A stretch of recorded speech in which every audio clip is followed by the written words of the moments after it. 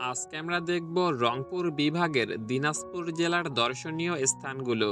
তো এক নম্বরে রয়েছে স্বপ্নপুরী। এটি একটি কৃত্রিম বিনোদন কেন্দ্র এবং পিকনিক স্পট। এখানে বিভিন্ন ভাস্কর্য, ছোট চিড়িয়াখানা এবং নৌভ্রমণের সুবিধা রয়েছে, যা পরিবারের সাথে সময় কাটানোর জন্য বেস্ট জায়গা। এরপরে দুই নম্বরে রয়েছে হিলি স্থলবন্দর।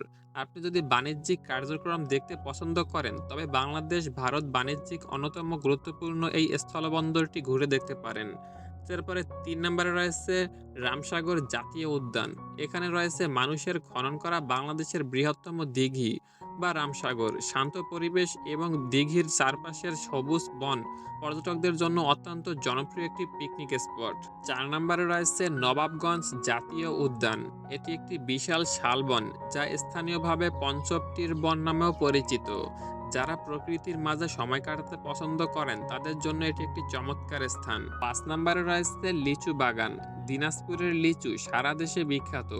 মে থেকে জুন মাসে জেলা জুড়ে লিচু বাগানগুলোর থোকায় থোকায় লাল লিচু দেখতে পাওয়া যায়, যা এক দারুণ অভিজ্ঞতা। এরপরে ৬ নম্বরে রয়েছে কান্তজিউ মন্দির। এটি দিনাজপুরের সবচেয়ে বিখ্যাত পর্যটন কেন্দ্র।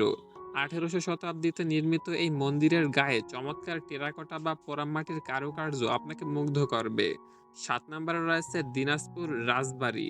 শহরের উত্তর থেকে পশ্চিমে অবস্থিত এই রাজবাড়িটি প্রাচীন দিনাজপুরের ঐতিহ্যের প্রতীক। ধ্বংসাবশেষের মধ্যে থাকা এখানকার কারুকার্য ও মন্দিরগুলো বেশ দেখার মতো।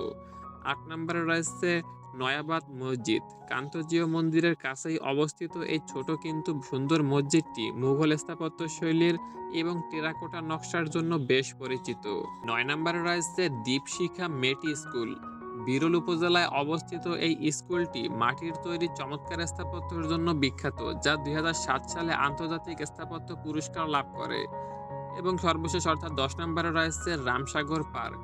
মনোরম পরিবেশের কারণে এটি উত্তরবঙ্গের অন্যতম জনপ্রিয় পিকনিক স্পট হিসেবে পরিচিত। এখানে পর্যটকদের জন্য বসার স্থান এবং রেস্ট হাউসের ব্যবস্থা রয়েছে। সো গাইস, এগুলো ছিল দিনাজপুরের শীর্ষ ১০টি দর্শনীয় স্থান। জায়গা খুঁজে পেতে অসুবিধা হলে গুগল ম্যাপে নাম লিখে সার্চ করলে লোকেশন সহ পেয়ে যাবেন। আপনার পছন্দের জায়গা কোনটা অবশ্যই আমাদের কমেন্ট করে জানাবেন। যাওয়ার আগে আমাদের চ্যানেলটি সাবস্ক্রাইব করে দিবেন।